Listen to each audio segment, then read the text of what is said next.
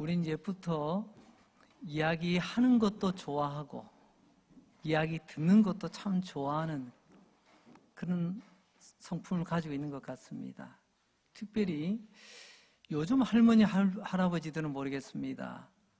예전에는 할아버지, 할머니 하면요, 꼭 손주들 품에 안고 이야기 들려주셨던 그 모습이 늘 생각이 납니다. 요즘도 그러신가요? 아니면 용돈 주고 끝내시나요? 그 예전 이야기들을 옛날 옛적에 말이야 이러면서 이야기가 쭉 나가는데 대체로 보면 그 가운데 보물 이야기가 많이 나옵니다. 이런 보물을 어떻게 찾았다. 서양에서는요, 보물선 이야기. 해적들이 어디다 숨겨놨대. 어디 가서 찾았대. 어디나 보물 이야기는 관심이 많은 것 같습니다. 오늘 이야기는 보물선 이야기가 아니라 보물이 묻혀있는 밭에 대한 이야기를 우리가 살펴보려고 합니다.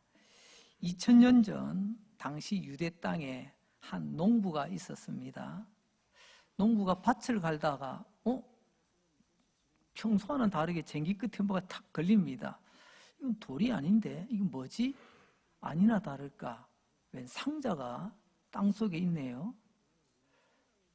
그래서 이게 뭘까 조심스럽게 끄집어내서 뚜껑을 딱 열어보니까 우와, 온갖 보물, 보화가 가득 차 있는 보물 상자였어요. 자, 이때 이 농부는 어떻게 해야 됩니까? 그 당시 법으로는요, 그 땅에서 하는 모든 것은 그 땅 주인 거예요. 이 농부는 딱 생각이 나죠. 아, 이 땅을 내가 사야 되겠구나. 그래서 그 땅을 사기 위해서 자기가 가진 모든 것을 다 팔아 그 땅을 삽니다. 겉으로 볼 때는 땅을 사지만 사실은 그 보화, 그 보물 상자를 사는 것이죠. 사실 이 이야기는 우리는 조금 생뚱맞은 이야기일 수 있겠지만 당시 유대 지역, 지금으로 치면 한참 전 세계 시끄러운 팔레스타인 지역, 그 지역이 밑으로는 이집트, 위로는 그리스, 그 중간에 있습니다. 끼어 있다 보니까 이 동네북이에요. 밑에서 좀 세력을 높이려고 올라갈 때도 지나가야 되고, 위에서 밑으로 세력을 뻗치려고 내려와도 지나가야 되고, 이리저리 치입니다. 그러니까 원래 그 지역이 평온한 나라가 아닙니다. 돌아서면 또 싸움이 일어나고, 돌아서면 또 무슨 난리가 일어나고, 일반인들이 안심하고 내 재산을 어떻게 지킬 방법이 없습니다. 은행이 있습니까? 튼튼한 철제 금고가 있습니까? 그래서 그 당시로는요, 자기의 가장 소중한 보물들을 상자에 넣어서 또는 항아리에 넣어서 나만 아는 장소에 땅을 파서 깊이 묻어두는 겁니다. 그럼 내가 말하지 않는 이상은 아무도 모르잖아요. 그렇게 지켜왔던 그런 그들의 문화가 있었는데, 문제는 땅에 묻어둔 그 주인이 아무에게도 말하지 않고 죽는 경우가 생긴다는 겁니다. 갑작스럽게 사고라든지 어디 전쟁터에 나가서라든지, 아무튼 귀는 묻어 누웠는데 아무도 몰라. 그리고 세월이 흘러가는 겁니다. 그런 가운데 오늘 이 본문에 나오는 이 농부, 가만히 보니까요, 그 땅을 사려고 했다라는 거 보니까 우리가 흔히 말하는 소작농이라고 있잖아요. 내 이름으로 된 땅이 없어서 땅 주인은 따로 있는데 내가 여기서 수확물 얼마를 줄 테니 내가 여기 부쳐 먹게 좀 해주세요. 소작 부쳐 먹는다, 그런 말 있잖아요. 소작농인 것 같습니다. 이 사람 여기서 열심히 일하다가 좀 전에 말한 것처럼 땅속에서 이 보물 상자를 발견한 겁니다. 그래서 그는 빨리 이 밭을 내 것으로 만들어야 되겠다. 지금 살고 있는 집을 다 팔아야 됩니다. 그나마 조금 집에 따로 두었던, 결혼할 때 가져왔던 폐물도 다 모아서 팔아야 됩니다. 왜요? 내가 발견한 그 보물이 더 가치가 있는 거라는 것을 알기 때문에 그렇습니다. 오늘 이 짧은 이 한 이야기로 예수님께서 하시고자 하는 말씀이 뭘까요? 그것은 한 사람이 뭔가를 가장 소중하다고 여기는 것을 발견했을 때 자기의 모든 것을 팔아서 그것을 내 것으로 만들었다는 이야기입니다. 도대체 그게 뭔데요? 그게 뭐길래 지금까지 잘 살던 집을 팔고 사람들에게 바보 소리 들어가면서 왜 하필이면 그 땅이야? 저기 농사 잘 되는 땅도 있고 더 좋은 땅도 많이 있는데 왜 거기를 살려고 해? 남들은 모릅니다. 이 농부만 압니다. 그 땅에 보물이 있다는, 그 땅의 가치를, 그리고 그 안에 있는 보물의 가치를 이 농부만 알고 있는 거예요. 그러니까 다른 사람들은 모르죠. 오늘 성경은 우리에게 중요한 답을 줍니다. 남들이 모르는 그 보화, 그 보물의 가치를 이 사람, 농부는 알아보고 그 다음에 보니까 기뻐했다. 너무너무 기뻐했답니다. 그래서 이것을 그냥 넘어가지 않고 이 보화를 얻기 위해 그는 최선을 다하는 모습을 보게 됩니다. 여기 보화라고 하는 말 헬라어로 데사우로스라고 합니다. 무슨 공룡 이름 같죠? 헬라어가 그렇습니다. 그 뜻이 보화 또는 보물상자라고 번역이 되고 있는데요. 이 농부는 자기의 모든 것을 다 팔아서 이 보물상자를 얻고자 했습니다. 오늘 이 보물상자는 사실 오늘 이 본문에서부터 밑으로 짧은 이야기지만 여러분 천국에 관한 이야기가 쭉 펼쳐집니다. 그러니까 보물상자는 곧 천국이다라는 것을 염두에 두고 예수님께서 우리에게 주시는 비유의 말씀이에요. 이 상자는 보물, 이 보물은 천국, 바로 천국에 관한 이야기를 하고 있는 거죠. 이 땅에 있는 것 잠시 반짝거릴 수 있습니다. 그러나 오래가지 못하고 언젠가는 다 빛을 발하고 녹슬어지고 닳아 없어지게 될 것입니다. 하지만 우리에게 영원한 것, 영원히 찬란히 빛나는 것은 천국밖에 없다는 것이죠. 여러분, 천국의 핵심이 예수 그리스도 아니겠습니까? 예수 그리스도를 통하지 않고서는 천국 문을 통과할 수가 없는 것입니다. 그래서 이 본문은 곧 천국이지만 다르게 보면 예수 그리스도다라고 말할 수가 있습니다. 자, 그 농부가 밭을 샀습니다. 그렇다면 왜 이 농부는 자기 전 재산을 다 팔아서 그 밭을 사야만 했을까요? 거기에는 두 가지 이유가 있습니다. 첫째는 이 밭을 발견한, 이 밭에서 발견한 그 보물의 가치를 알아봤다는 것입니다. 상자 하나 나왔네. 야, 이거 보물이네. 그래서 뚜껑을 열어봤어요. 안에는 아무것도 없는 빈 상자였어요. 그럼 누가 집 팔아서 그 땅을 다시 살 거예요? 그 안에 있는 보화의 가치를 알아봤다는 거죠. 두 번째로는요, 이 보물을 보고 너무너무 기뻤다는 것입니다. 주체할 수 없는 그런 기쁨, 희열이 넘쳤다는 것을 말하고 있습니다. 한마디로 말하면 이 농부가 이 밭을 사게 된 결정적인 이유 두 가지. 첫째, 보화의 가치를 알아보았다. 둘째는 그 값비싼 보화가 주는 기쁨을 내가 감당할 수 없는 기쁨이었다. 자, 농부가 전부 다 팔았습니다. 농부의 전 재산을 투자하는 거죠. 자기의 모든 것을 이 보물 상자를 위해서 내놓기를 원했습니다.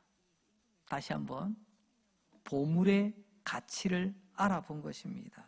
여러분, 바보와 지혜로운 사람의 차이가 뭘까요? 바보는 바보스럽게 생겼던가요? 지혜로운 사람 지혜롭게 생겼던가요? 여러분, 외모가 바보와 지혜로운 사람을 구분한다면요, 요즘 세상 얼마나 좋아졌습니까? 어머니 날 낳으시고 원장님 날 만들어 가시는 그런 시절 아닙니까? 외모가 그렇다면 말입니다. 그럼 바보도 바뀔 수 있는 거예요. 그러나 바보와 지혜로운 사람의 차이는요, 가치를 알아보느냐 알아보지 못하느냐, 거기 있는 겁니다. 여러분, 큰 부자들 보세요. 흔히 말해서 돈 될 거를 알아보더라고요. 저건 돈 안 돼, 손 안 대더라고요. 그런데 그걸 모르는 사람은요, 마치 반짝이면 다 금인 줄 알고 와르르 몰려들었다가 쫄딱 망하고 그것 때문에 어려움 겪는 그런 경우들도 많이 있지 않습니까? 그러면서 스스로 얘기합니다. 아이고 바보야, 이런 멍충이야. 자기 스스로를 막 탓하기도 합니다. 보물상자의 가치를 모르는 사람은, 예수님의 가치를 모르는 사람은, 하나님 나라의 가치를 모르는 사람, 그 사람이 진짜 바보 아닐까요? 농부는 예수님의 가치, 천국의 가치가 얼마나 크다는 것을 알았습니다. 그래서 자기가 소중히 여기던 모든 것 다 팔아서라도 더 큰 가치, 더 훌륭한 가치를 얻고자 했던 거죠. 다시 말하면 이 농부에게는, 예수님이 이 농부에게는 천국이 자기의 모든 것을 다 내놓고 바꾸어도 아깝지 않는 보물이라는 그런 가치가 있었습니다.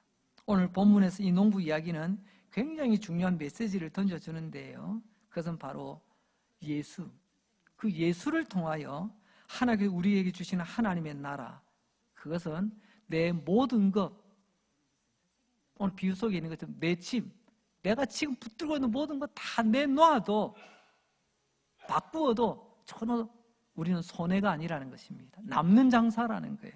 확실한 투자라는 거죠. 그게 진짜 성도입니다. 그게 진짜 그리스도인이에요. 참 가치를 알고 바르게 투자할 수 있는 것. 이게 안 되면 그냥 예수님 곁에 우르르 몰려왔다가 어느 날 우르르 빠져나가고, 언제는 왕으로 세우려다가 언제는요 죽여라고 외치는 무리 수준에 머물 수밖에 없다는 것입니다. 여기 보화라는 말, 보석 하나도 되겠지만 보석이 담겨있는 보석 상자라고도 번역이 가능할 것입니다. 예수님은 개인적으로 나에게 보물이라고 표현할 수가 있습니다. 또한 예수님 우리에게 보물 상자이기도 합니다. 하나님께서 예수님 안에 얼마나 귀한 보물들을 담아주셨기에 예수님을 우리는 보물 상자라고 부르게 될까요? 저와 여러분 은혜를 받습니다. 그렇습니다. 예수님 나에게 보물 같은 분이시기도 하고, 예수님 안에는 온갖 보물이 가득 차 있는 보물 상자와 같다. 이건 제 이야기가 아니고요, 성경이 그것을 말씀하고 있습니다. 우리 성경 골로새서 2장 2절로 3절 말씀을 우리 자막을 보시면서 함께 한번 읽어보도록 할까요? 시작. 하나님의 비밀인 그리스도, 그 안에는 지혜와 지식의 모든 보화가 감추어져 있느니라. 아멘. 여러분 보세요. 그 안에 모든 보화, 즉 예수 그리스도가 보물 상자인데, 예수 그리스도 안에는 너무나도 놀라운 지식과 지혜의 보화들이 가득 차 있다고 말씀하고 있습니다. 여기서 지혜와 지식이 뭘까요? 그것은 곧 하나님을 아는 지식이요, 하나님께서 우리에게 주시는 삶의 바른 문제를 해결해 나가는 능력, 곧 지혜일 것입니다. 이 모든 것이 예수라는 데사우로스, 즉 보물 상자 안에 하나님께서 다 담아 두셨다는 것입니다. 하나님이 누구신지, 천국과 지옥이 무엇인지, 구원이 무엇인지, 영생이 무엇인지, 영원한 삶, 거룩한 삶이 무엇인지, 이 모든 것이 예수 안에 다 담겨져 있다는 말씀입니다. 그런 의미에서 보자면 우리는 얼마나 행운아인지 모릅니다. 세상은 행운아라고 하겠지요. 이걸 우리 성경적 용어로 바꾸자면요, 얼마나 우리는 복 있는 사람인지 모릅니다. 예수 그리스도라는 보물 상자를 내 인생 어느 순간은 발견하게 되었고, 그 상자를 열어 그 안에 있는 생명, 예수 안에 있는 죄 용서함, 영원한 예수님의 약속, 이 모든 것을 우리는 가지게 되었다는 것입니다. 어떻습니까? 이 농부가 예수라는 보물 상자를 얻으려고 자기의 모든 것을 다 투자했다, 이 짧은 이야기 속에 끝나지 않습니까? 오늘 한 절만 읽었어요. 근데 이렇게 하나님 앞에서 살았던 두 모델을 살펴보려고 합니다. 신약에서 한 명, 구약에서 한 명, 대표적인 인물입니다. 예수님 빼고요. 먼저 이 농부와 똑 닮은 사람 신약에서 찾아봅니다. 그 사람은 바로 바울입니다. 바울은 이 농부와 똑 닮은 사람입니다. 바울도 한때는 예수님을 잘 몰랐어요. 예수님의 가치를 몰랐어요. 예수님이 보물인지 몰랐어요. 그래서 자기 마음대로 자기 딴에는 열심히 하나님 믿는다고 그리고 또 그게 답인 줄 알았어요. 그래서 교회를 핍박하고 예수 믿는 사람 괴롭히고, 그러면서도 자기 스스로 생각합니다. 나 하나님 잘 믿어. 나처럼 하나님 잘 믿는 사람 있으면 나와봐. 자기 딴에는 잘 믿는다고 착각을 하고 있었다는 거죠. 근데 어느 날 부활하신 예수님 영광의 빛으로 바울에게 임합니다. 당시로서는 사울이라는 이름을 가지고 있었습니다. 사울이라는 이름으로 열심을 내고, 이 동네에서 내가 할 일을 찾아보니까 이제 다 끝난 것 같고, 저 옆 동네에서 또 일이 있다네요. 원정까지 나가는 그런 열심히 특심이었던 이 바울. 강력한 빛 가운데 바울이 꼬꾸라진 이야기, 사도행전에 나오게 되죠. 어둠은 빛을 만나야 내가 어둠이었구나라는 것을 알게 됩니다. 그래서 예수는 빛으로 사울에게 임하고, 그 빛 가운데 사울이 꼬꾸라지게 되고, 그가 꼬꾸라지며 이렇게 이야기합니다. 내가 죄인입니다. 내가 어둠입니다. 내가 캄캄한 맹인이었습니다. 예수님을 만난 거죠. 마치 밭을 갈다가 예수라는 보물 상자를 만났던 농부처럼 말입니다. 저는 여기서 가만히 생각해 봅니다. 여러분, 내가 열심을 내는 것 중요합니다.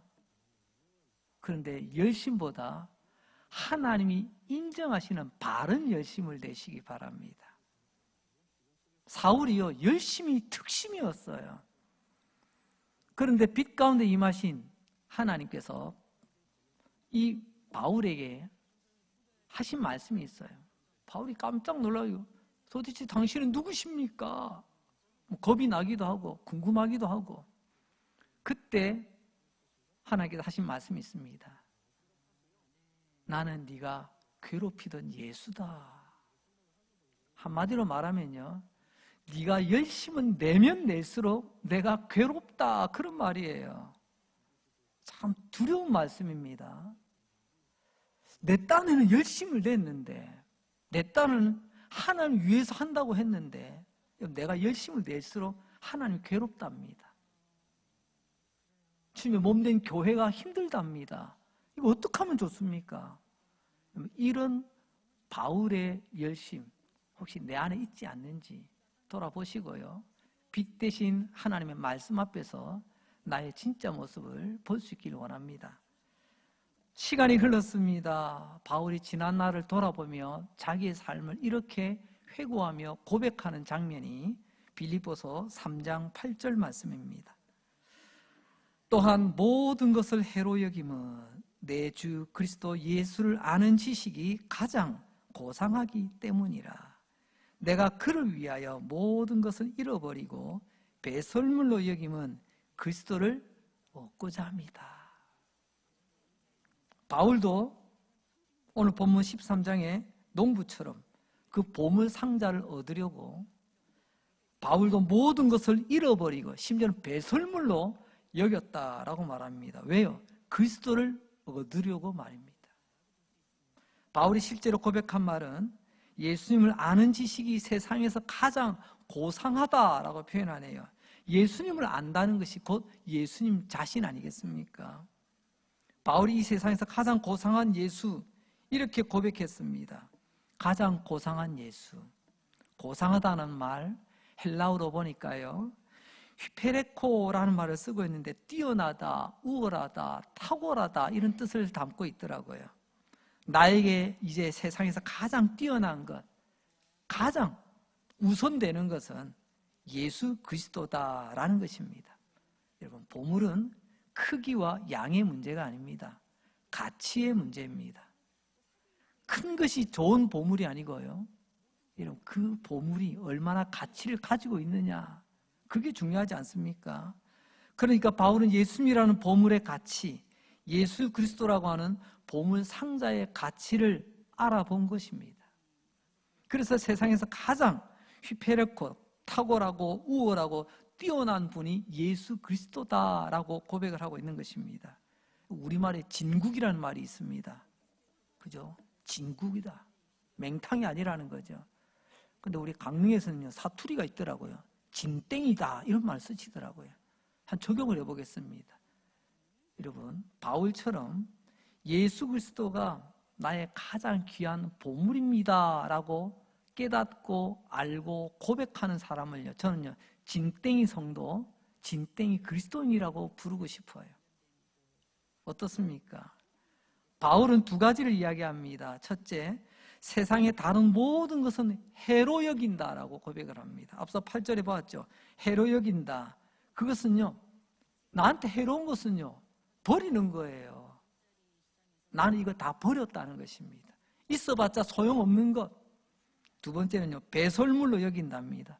배설물이 바로 오물 아닙니까? 냄새나고 보기도 싫고 예수가 가장 고상한 보물상자로 보이니까 이제 예수 외에 다른 것은요, 별 볼 일 없게 보인다는 것입니다. 예수님이 최고로 보이는 것. 이게 진땡이 성도의 특징입니다. 무리가 아니라 제자의 특징이기도 하죠. 바울의 눈에 예수 그리스도의 가치가 보물처럼 내가 지금까지 가지고 내가 지금 붙들고 있던 그 모든 것들 이제는 하나도 미련 없이 다 가차없이 버릴 수 있게 되는 것. 여러분, 이것을 생각해 보면 바울이 마태복음 13장 오늘 본문에 있던 그 농부하고 너무 똑같지 않습니까? 마태복음 13장의 농부도 그 보물의 가치를 알아보고 지금까지 내가 소중하게 여기던 그거 가차없이 처분하고 그 보물 상자를 위해서 땅을 사잖아요. 바울도 마찬가지입니다. 바울의 인생 한가운데서 예수 그리스도라는 보물 상자를 발견했습니다.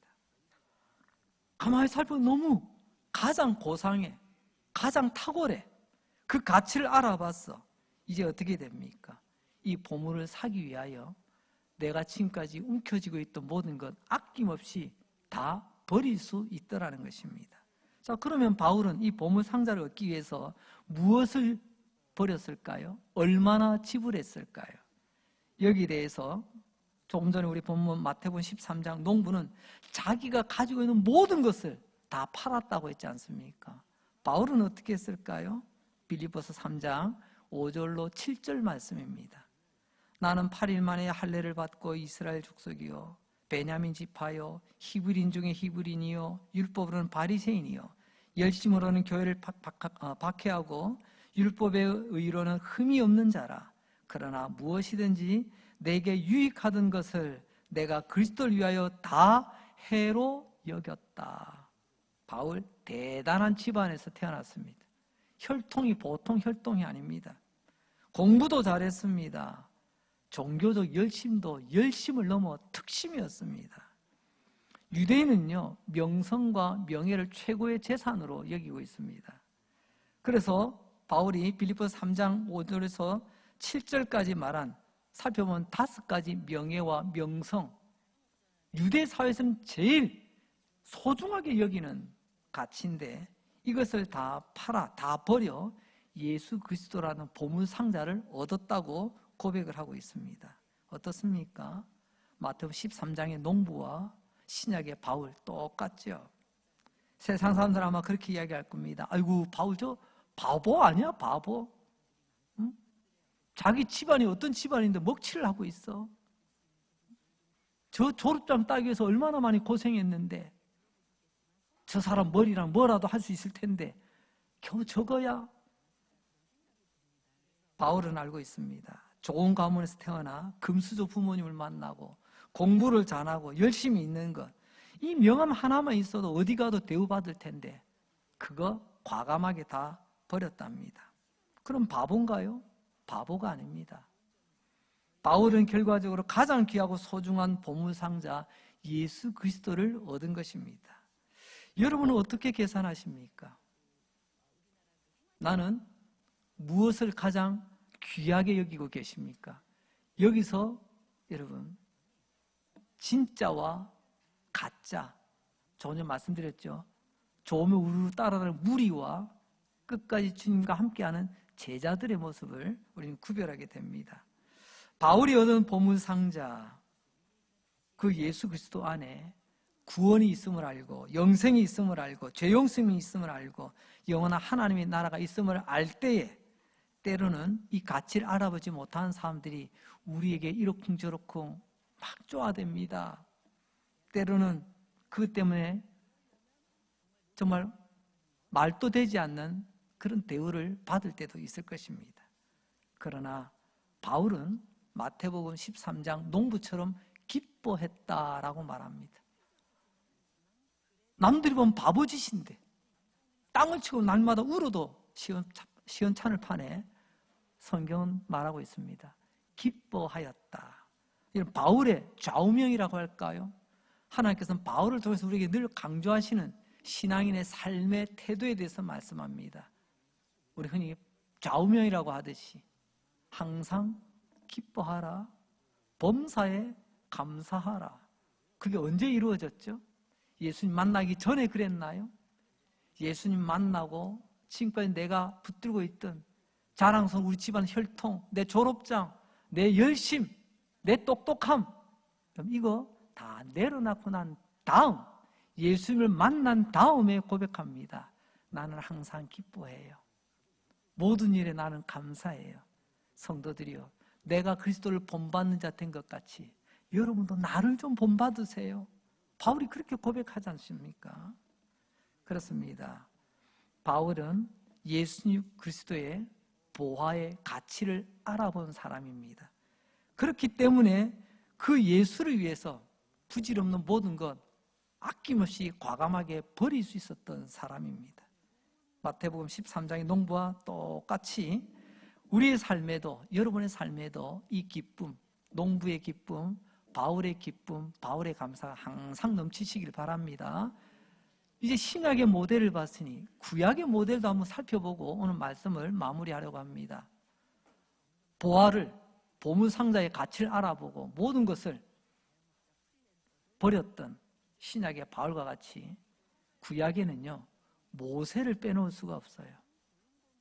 히브리서 11장 21절, 26절 말씀, 그리스도를 위하여 받는 수모를 애굽의 모든 보화보다 더 큰 재물로 여겼으니 이는 상 주심을 바라봄이라. 누구 이야기라고요? 이게 모세 이야기입니다. 히브리서 11장이 믿음장이잖아요. 믿음에 많은 모델들이 쭉 등장하는데 그 가운데 지금 모세 이야기를 지금 한 부분 따온 거예요. 여기서 눈여겨봐야 될 부분이 있습니다. 애굽의 모든 보화, 여기도 보화가 나오네요. 이게 헬라어로 똑같은 데사우로스입니다. 여러분, 모세는 이집트의 왕자로 자랐습니다. 출생은 히브리인의 집에서 태어났지만, 그러나 그가 어떻게 하다 보니 그 이야기는 생략하겠습니다. 바로의 공주의 눈에 띄어서 바로 궁에 들어가서 어릴 때부터 바로의 궁에서 왕자로 자랐습니다. 애굽의 데사우로스, 애굽의 보물 상자의 상당 부분을 합법적으로 가질 수 있는 그런 사람이었습니다. 그런데 모세는 결과적으로는요, 애굽의 보화를 택한 것이 아니라 그리스도를 택했다고 히브리서 기자를 통해서 하나님은 재해석하고 계십니다. 이집트 왕자 모세, 그의 권리는 얼마든지 애굽의 보물상자를 가질 수 있었지만 그러나 모세가 선택한 보물은 그리스도였다. 여러분, 세상의 보물을 내려놓고 그리스도를 선택하는 것, 이걸 믿음이라고 이야기합니다. 그래서 히브리서 11장 믿음장에 모세 이야기가 들어있는 겁니다. 여러분이 생각하는 나의 믿음은 어떤 믿음인가요? 예수 그리스도를 선택하기 위해서 나의 가장 귀한 것도 내려놓을 내 마음의 결단을 가지고 믿음이라고 이야기하나요? 아니면 이것도 있으면 좋고 저것도 있으면 좋고 이런 마음이신가요? 여러분, 성경이 말하는 믿음은 확고합니다. 예수 그리스도를 얻기 위하여 나의 모든 최고의 가치를 내려놓고 그분께 그야말로 올인, 모든 것을 던질 수 있는 것, 그걸 성경은 믿음이라 그렇게 이야기합니다. 믿음은 자기 체면이 아닙니다. 자기 확신도 아닙니다. 자기 신념도 아닙니다. 가장 큰 가치를 알아보고 그것을 위해서 나의 나머지 모든 것을 내려놓을 수 있고 포기할 수 있는, 그리고 그것으로 기뻐할 수 있는 것, 그것을 우리는 믿음이라고 말한다는 것입니다. 여러분, 모세가 바보입니까? 당신 최고의 환경에서 최고의 실력을 갖춘 사람 아닙니까? 바울, 바보입니까? 당대 최고의 학부를 나온 최고로 똑똑한 사람 아닙니까? 모세도 바울도 바보가 아닙니다. 이집트 왕자 모세, 애굽의 데사우루스, 바울, 그 시대에 그가 누릴 보화 얼마든지 가질 수 있었지만 예수 그리스도라는 보물, 예수 그리스도라는 보물 상자를 발견하고 나서는 지금 내게 있는 모든 것 과감하게 포기할 수 있고 예수님께만 올인할 수 있는, 전적으로 내 모든 것을 던질 수 있는 바로 그 사람, 그 사람을 하나님께서는 믿음의 사람이라 그렇게 말씀하고 있습니다. 이제 말씀을 마무리하려고 합니다. 사랑하는 우리 강릉제일교회 성도 여러분, 주 예수보다 더 귀한 보물은 없다는 것을 믿으시기 바랍니다. 오늘 마태복음 13장에 나오는 농부, 그리고 신약의 바울, 구약의 모세, 그들은 왜 이렇게 이상한 짓을 했죠? 이유는 딱 하나입니다. 보물의 가치를 알아본 거죠. 여러분, 나의 보물이 예수 그리스도입니다 라고 고백하는 사람이 진땡이 성도, 진땡이 그리스도인입니다. 내 보물은요 이거예요. 내 보물은 이거예요. 만약 예수 그리스도 외에 다른 것이 내 보물이라고 생각하고 있고 그렇게 믿고 있다면 죄송합니다. 하나님께서는 그것을 믿음이라고 보지 않습니다. 예수 그리스도 외에 다른 것은 언제든 나는 포기할 수 있습니다 라는 우리 믿음의 자세, 믿음의 태도가 바른 믿음의 기준이 된다는 거죠. 제가 간혹 옛부터 지금까지 이렇게 달려오는 가운데 많은 간증이라는 것을 들어봤습니다. 집회를 통해서도 간증자를 초청해서 간증 집회도 참석해봤고요. 또 요즘도 보면 수많은 간증의 그런 인물들이 있지 않습니까? 이런저런 이야기를 쭉 들어보면요, 거의 대부분이 이렇더라고요. 내가 예수 믿고 이런 걸 얻었습니다. 잃어버린 건강 얻었습니다. 잃어버렸던 재산 얻었습니다. 이제 잃어버렸던 명성도 얻었습니다. 예수 믿고 얻은 것을 간증하는 경우들이 거의 열에 9이더라고요. 개 중에 가끔씩 오늘 이런 부분이 있습니다. 나 예수 믿고 예수라는 보물의 가치를 알아보고 내 삶에 이런 것, 이제는 바울처럼, 이제는 모세처럼 나는 다 내려놨습니다. 미련은 없습니다. 전 절대 후회하지 않습니다. 왜요? 내 삶에 예수 그리스도가 최고의 보물이기 때문에. 이런 간증을 거의 들어보지를 못했어요. 무슨 말이냐면 우리가 바른 믿음 생활에 가장 중요한 요소 중에 하나는요, 내가 예수 믿고 얼마나 무엇이 덧붙여졌느냐, 더해졌느냐, 이건요 누구나 하는 거예요. 일반 종교도 합디다. 그런데 일반 종교가 감히 넘보지 못하는 복음의 능력이 뭐냐?